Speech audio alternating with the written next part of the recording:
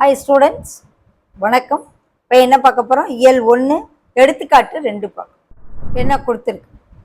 மதி ஒரு சாக்லேட் கட்டியில் 2/5 பகுதியை சாப்பிட்டார். நந்தினி அதே போன்று மற்றொரு சாக்லேட் கட்டியில் 1/3 பகுதியை சாப்பிட்டார் எனில் அதிகமான சாக்லேட் பகுதியை சாப்பிட்டவர் யார்? இருக்குதுலே யாரு அதிகமாக சாப்பிட்ருக்காருன்னு சொல்லி கம்பேர் பண்ண. அப்ப 2 பின்னங்கள் இருக்கு. முதல்ல மதி சாப்பிட்ட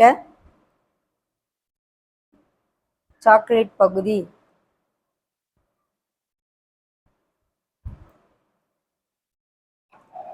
ரெண்டு பை 5. நந்தினி சாப்பிட்ட சாக்லேட் பகுதி 1/3. இப்போ இதுல எது பெருசு? அதிகமான சாக்லேட் சாப்பிட்டாங்கன்னா இது எது பெரியதுன்னு கேட்குறாங்க. அப்ப 2 பின்னங்களை நம்ம கம்பேர் பண்ணி பார்க்கும் பொழுது, ஒப்பிட்டு பார்க்கும் பொழுது அதனுடைய பகுதிகளை நம்ம ஒரே மாதிரியா மாற்ற பார்க்கணும். 2/5 1/3 ஒப்பிட ஒரே அளவு பகுதியா மாற்றணும். ஒரே அளவுள்ள பகுதியாக மாற்ற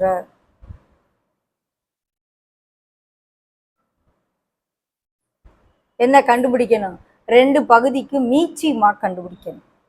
3க்கும் 5க்கும் மீச்சிமா பார்க்கணும். அப்ப 3க்கு 5க்கும் மீச்சிமாங்கையில என்ன வரும்? 15 தான் மீச்சிமா. எது? 15 தான் மீச்சிமா. அப்ப 2/5 பகுதியை 15ஆ மாற்றணும் அப்படின்னு சொன்னா அதை 3ஆல பெருக்கும். மேலைங்கிலையும் ஒரே எண்ணால தான் பெருக்கணும். 6/15. இன்னொரு எண் என்ன இருக்கு? 1/3 இருக்கு. என்ன இருக்கு? 1/3. இதனுடைய பகுதியை 15ஆ மாற்றணும்னா 5ஆல பெருக்கும். ஸோ 2 பகுதியும் ஒரே மாதிரி வந்துருச்சு. 15 6, இங்க 15 5. அப்ப 15 பகுதியில பங்குல 6 பங்கு மதி சாப்பிட்டுருக்க. 15 பங்கு வச்ச 5 தான் நந்தினி சாப்பிட்டுருக்காங்க. இப்ப இருக்கிறதுலே அதிகமா சாப்பிட்டது யாரு? மதி தான். ஸோ 6/15 தான் 5/15 விட பெருசு. பகுதி ஒரே மாதிரி இருக்கு, தொகுதியை கம்பேர் பண்ணும். இதுதான் அதிகமா இருக்கு. ஸோ இதுதான் பெருசு. அப்ப 6/15 அதுக்கு நேரம் இருக்கிறது. இந்த 2/5 தான் பெருசு 1/3 விட.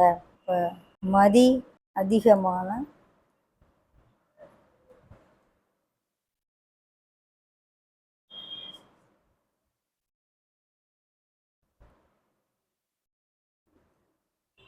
எது இருக்கிறதுலே அதிகமான அளவு சாப்பிட்ருக்காங்கன்னு கேட்குறாங்க. யாரு அதிக அளவு சாக்லேட்டை சாப்பிட்ருக்காங்கன்னா மதிதான் அப்படின்னு சொல்லி. ஓகேவா? 2 பின்னங்களை கம்பேர் பண்ணி பார்க்கும் பொழுது மீச்சிமா எடுக்கணும். எதுக்கு? பகுதிகளுக்கு. 2 பகுதிகளுக்கு உரிய மீச்சிமா கண்டுபிடிச்சா பகுதி 2 ஒரே மாதிரி ஆயிடுச்சுன்னா தொகுதியில எது பெருசோ நம்ம பார்க்கலாம் ஈஸியா.